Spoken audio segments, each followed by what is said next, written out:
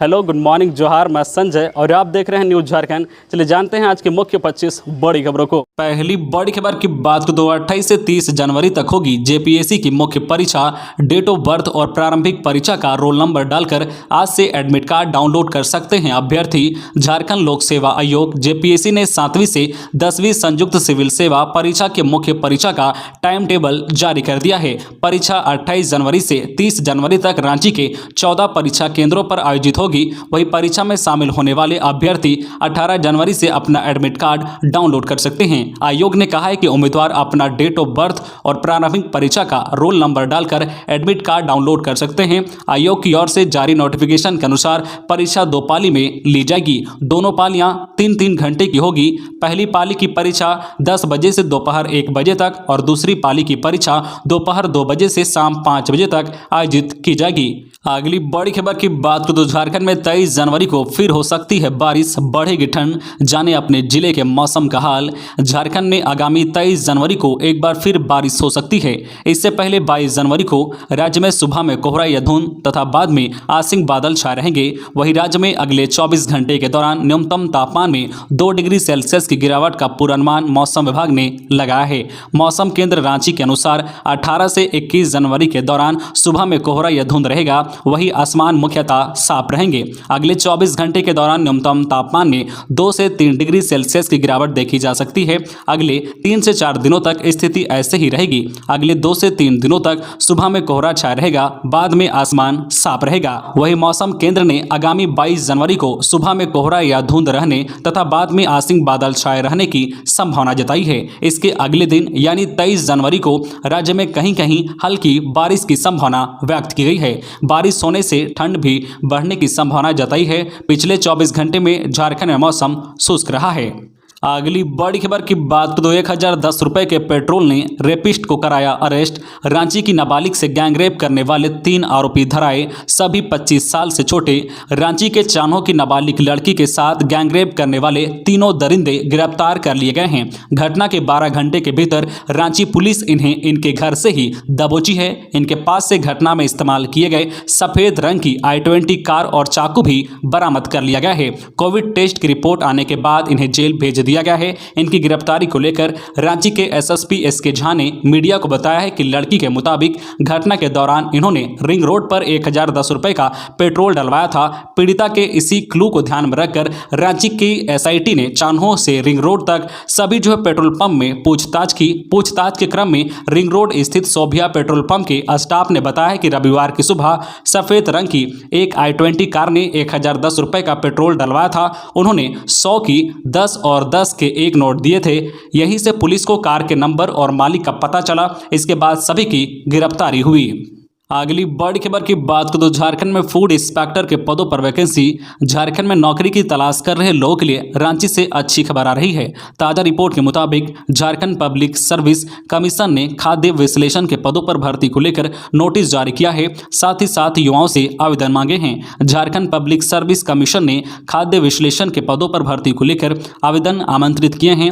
आप ऑनलाइन के द्वारा आवेदन कर सकते हैं। झारखंड पब्लिक सर्विस कमीशन के इन पदों पर आवेदन करने के लिए उम्मीदवारों की योग्यता पदों के अनुसार एमएससी निर्धारित किया गया है। पूरी डिटेल के लिए आप नोटिस देखें। झारखंड पब्लिक सर्विस कमीशन के इन पदों पर उम्मीदवारों का चयन इंटरव्यू और मेरिट के आधार पर किया जाएगा। आप अधिक जानकारी के लिए और आवेदन करने के लिए www.jpsc.gov.in पर जा सकते हैं। आवेदन करने की अंतिम तिथि 13 फरवरी है। अगली बड़ी खबर की बात करें तो हाई कोर्ट एवं सिविल कोर्ट में वर्चुअल सुनवाई 24 तक जारी। कोरोना संक्रमण के बढ़ते मामले को देखते हुए झारखंड हाई कोर्ट के साथ सिविल कोर्ट में होने वाली सभी सुनवाई 24 जनवरी तक वर्चुअल मोड यानी कि ऑनलाइन में ही होगी। हाई कोर्ट के रजिस्ट्रार जनरल साकिर के हस्तक्षेप से आदेश जारी हुआ है। जारी आदेश में कहा गया है कि कोविड-19 प्रोटोकॉल का प्रत्येक स्तर पर सख्ती से अनुपालन करते हुए 24 जनवरी तक वर्चुअल मोड में सुनवाई जारी रहेगी। बता दें कि हाई कोर्ट में 3 जनवरी से एवं सिविल कोर्ट में 4 से 5 जनवरी से वर्चुअल सुनवाई चल रही है, जो आगे भी जारी रहेगी। खबरों में आगे बढ़ने से पहले आपसे रिक्वेस्ट है कि अगर आप चैनल को सब्सक्राइब नहीं किए हैं तो प्लीज चैनल को सब्सक्राइब करके बेल आइकन प्रेस कर दें, जिससे आपको झारखंड की हर छोटी बड़ी खबर का अपडेट आप तक पहुंचता रहे। चलिए बढ़ते हैं खबरों की ओर। अगली बड़ी खबर की बात करें तो शिबू सोरेन के सैंपल की जीनोम सीक्वेंसिंग भेजने की तैयारी। झारखंड मुक्ति मोर्चा झामो शिबू सोरेन सह पूर्व मुख्यमंत्री शिबू सोरेन दूसरी बार कोरोना संक्रमित हो गए हैं। सदर अस्पताल की टीम अब शिबू सोरेन के सैंपल की जीनोम सीक्वेंसिंग करवाने की तैयारी में है ताकि पता चल सके कि वे कोरोना के कौन से वेरिएंट से संक्रमित हैं। रांची के civil surgeon doctor Vinod Kumar ने सोमवार को बताया कि पूर्व मुख्यमंत्री शिबू सोरेन दूसरी बार कोरोना संक्रमित हुए हैं, इसलिए उनके सैंपल की जीनोम सीक्वेंसिंग कराई जाएगी। इसके लिए जल्द ही नमूने को ILS लैब भुवनेश्वर भेजा जाएगा। सिविल सर्जन ने बताया है कि जो है शिबू सोरेन की तबियत में सुधार है। अगली बड़ी खबर की बात करें तो नाबालिग बच्ची के साथ नहीं राज्य की विधि व्यवस्था का बलात्कार। दीपक प्रकाश रांची के चान्हो में नाबालिग लड़की के साथ गैंगरेप की घटना की बीजेपी ने कड़ी निंदा की है। पार्टी के प्रदेश अध्यक्ष दीपक प्रकाश ने कहा है कि यह जघन्य घटना पूरे राज्य को शर्मसार करने वाली है। इस घटना ने राज्य की पूरी विधि व्यवस्था पर सवालिया निशान लगा दिया है। कहा जा सकता है कि यह राज्य की एक बच्ची का नहीं बल्कि अपराधियों द्वारा राज्य की विधि व्यवस्था का बलात्कार है। राज्य की कानून व्यवस्था ध्वस्त और हेमंत सरकार मस्त झारखंड की असली पहचान बन चुकी है। यहाँ सरकार नाम की कोई चीज नहीं है। कहना गलत नहीं होगा कि झारखंड सरकार ने पुलिस प्रशासन को विधि व्यवस्था को दुरुस्त करने की बजाय अवैध वसूली, जमीन कारोबारी और विरोधी दल के नेताओं को झूठे मुकदमे में फंसाने का टेंडर दे रखा है। अगली बड़ी खबर की बात करें तो राज्यपाल ने पंडित बिरजू महाराज के निधन पर शोक जताया। राज्यपाल रमेश बैस ने विश्वविख्यात कथक नृत्य गुरु पद्म विभूषण पंडित बिरजू महाराज के निधन पर शोक व्यक्त करते हुए इसे अत्यंत दुखद बताया है। कहा कि उनका निधन कला जगत के लिए जो अपूर्ण क्षति है। राज्यपाल ने ट्वीट कर उनके परिजनों, शिष्यों व प्रशंसकों के प्रति अपनी संवेदनाएं व्यक्त की है। अगली बड़ी खबर की बात करें तो राज्य में फिर तेज हुई जातीय जनगणना की मांग। आसू की हेमंत सरकार को नसीहत। आसू पार्टी ने राज्य में जातीय जनगणना कराने की स्वयं पहल करने की मांग राज्य सरकार से की है। पार्टी के केंद्रीय अध्यक्ष सुदेश महतो ने इसे लेकर मुख्यमंत्री हेमंत सोरेन को पत्र लिखा है। अपने पत्र में उन्होंने कहा है कि केंद्र सरकार ने नीतिगत मामले के तौर पर पिछले साल ही फैसला किया है कि अनुसूचित जातियों और अनुसूचित जनजातियों के अलावा कोई जातीय जनगणना नहीं होगी। ऐसी परिस्थिति में राज्य सरकार को अपने स्तर पर जातीय जनगणना कराने की सीधी पहल करनी चाहिए। अगली बड़ी खबर की बात करें तो पुस्तक बैंक के बाद अब कंप्यूटर बैंक। बच्चों की ऑनलाइन पढ़ाई के लिए संजय सेठ ने की पहल। पुस्तक बैंक के बाद अब रांची में कंप्यूटर बैंक खोलने की पहल सांसद संजय सेठ ने की है। इस कंप्यूटर बैंक में पुराने वर्जन के कंप्यूटर या फिर वैसे कंप्यूटर जिनका इस्तेमाल नहीं किया जा रहा है उन्हें जमा किया जाएगा। कंप्यूटर के अलावा दूसरे इलेक्ट्रॉनिक गैजेट्स जैसे लैपटॉप, टैबलेट, स्मार्टफोन भी इस कंप्यूटर बैंक में रहेंगे। सांसद संजय सेठ ने सोमवार को प्रेस कॉन्फ्रेंसिंग में बताया कि जिनके पास भी ये इलेक्ट्रॉनिक गैजेट्स हैं और अनुपयोगी हैं वे हमारे कार्यालय में जमा कर सकते हैं। अगर इन्हें रिपेयरिंग कराने की जरूरत होगी तो इसे ठीक कराकर जरूरतमंद बच्चों को दिया जाएगा। इससे बच्चों की ऑनलाइन पढ़ाई जारी रह सकेगी। अगली बड़ी खबर की बात करें तो रांची के रातू और नामकुम ब्लॉक में वैक्सीन का पहला डोज 100% पूरा, शेष में जल्द पूरा करने का निर्देश। बढ़ते कोरोना संक्रमण के बीच रांची में अच्छी खबर है। रांची जिले के रातू और नामकुम प्रखंड में कोरोना वैक्सीन का पहला डोज 100% पूरा हो गया है।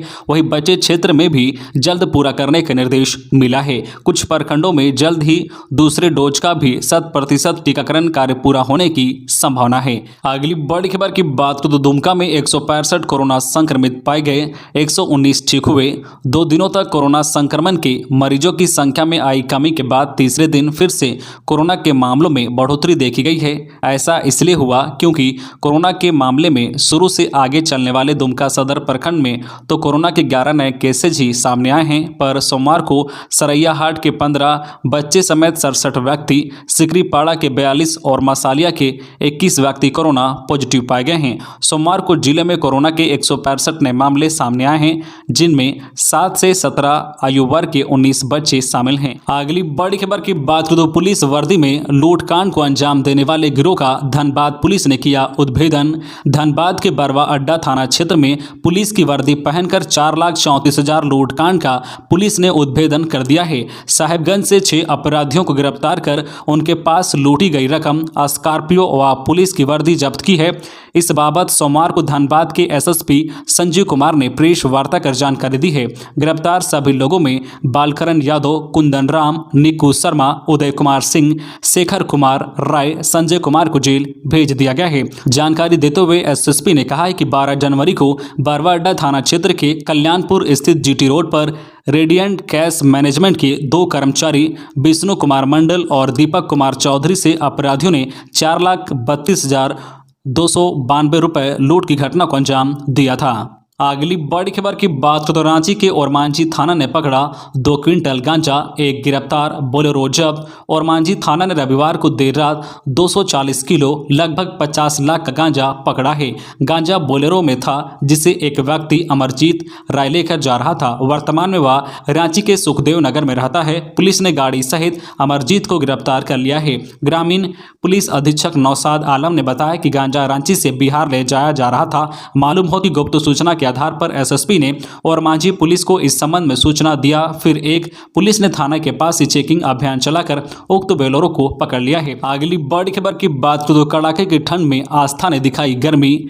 कड़ाके की ठंड के बीच पौष पूर्णिमा पर देवघर के बाबा मंदिर में भक्तों की भीड़ उमड़ी। भक्तों ने पवित्र शिवगंगा तालाब में स्नान कर बाबा बैद्यनाथ पर जलार्पण कर मनोवांछित फल की कामना की। इस दौरान उपायुक्त मंजूनाथ भजंत्री बाबा मंदिर पहुंचे और बाबा की पूजा अर्चना कर मंदिर का जायजा लिया। उन्होंने कहा है कि मंदिर में शारीरिक दूरी का अनुपालन कराते हुए श्रद्धालुओं को सुलभ जलार्पण जो कराने की व्यवस्था की गई है। साथ ही सरकार द्वारा जारी गाइडलाइन का अनुपालन कराया जा रहा है। श्रद्धालुओं व तीर्थ पुरोहितों से अपील की गई है कि वे गाइडलाइन के साथ डबल डोज वैक्सीन लगवाकर ही बाबा मंदिर में पूजा अर्चना करें। पूजा अर्चना करने के लिए सुबह से ही श्रद्धालुओं ने पवित्र शिवगंगा तालाब में स्नान कर मान सरोवर फुट ओवर ब्रिज के रास्ते में संस्कार भवन होते हुए बाबा मंदिर के अंदर प्रवेश कर स्पर्श पूजा की। इसके बाद बड़ी संख्या में श्रद्धालुओं ने बाबा मंदिर प्रांगण में पूजा अर्चना के साथ साथ कई धार्मिक अनुष्ठान भी किया। अगली बड़ी खबर की बात करें तो कोरोना के बीच हड़ताल पर गई नर्सें, अनुबंध पर कार्यरत 14 प्रखंडों की नर्सों ने कहा 5 महीने से नहीं मिला है वेतन। रांची के 14 प्रखंडों में अनुबंध पर कार्यरत नर्सें हड़ताल पर चली गई है। कोरोना जांच और वैक्सीनेशन के काम को छोड़कर वे रांची नामकुम में स्थित सामुदायिक स्वास्थ्य केंद्र मेन गेट पर प्रदर्शन किए। वहीं राज्य सरकार के दोहरे रवैये से आक्रोशित दिखे। अनुबंध कर्मचारी संघ की प्रदेश अध्यक्ष मीरा कुमारी ने कहा है कि जिले के 14 प्रखंडों में अनुबंध पर कार्यरत आधे से भी अधिक नर्सों को पिछले 5 महीने से वेतन नहीं दिया गया है। इससे सभी की आर्थिक स्थिति चरमरा गई है। उन्होंने कहा है कि विभाग सौतेला व्यवहार अपना रहा है। अगली बड़ी खबर की बात करें तो सब इंस्पेक्टर लालजी यादव खुदकुशी मामला अब पहुंचा हाईकोर्ट। भाई ने की सीबीआई जांच की मांग। पलामू के नावा बाजार थाना प्रभारी लालजी यादव आत्महत्या का मामला अब तुल पकड़ता जा रहा है। अब यह मामला झारखंड हाईकोर्ट पहुंच गया है। लालजी यादव के भाई संजय कुमार यादव की ओर से अधिवक्ता राजीव कुमार ने हाईकोर्ट में याचिका दाखिल की है। अधिवक्ता राजीव कुमार ने कहा है कि याचिका में प्रार्थी ने इस मामले को गंभीर बताते हुए पूरे मामले की जांच सीबीआई से कराने की मांग की है। अगली बड़ी खबर की बात करें तो रामगढ़ में हाथियों ने मचाया उत्पात, कई घरों को अपने पैरों से रौंदा। रामगढ़ के गोला प्रखंड के बरलंगा थाना अंतर्गत ग्राम सरगडीह में शनिवार की मध्यरात्रि को जंगली हाथियों द्वारा जमकर उत्पात मचाया गया है। इस दौरान हाथियों ने कई लोगों के मकानों को ध्वस्त कर दिया है। दर्जनों किसानों के फसलों को नुकसान भी पहुंचाया है।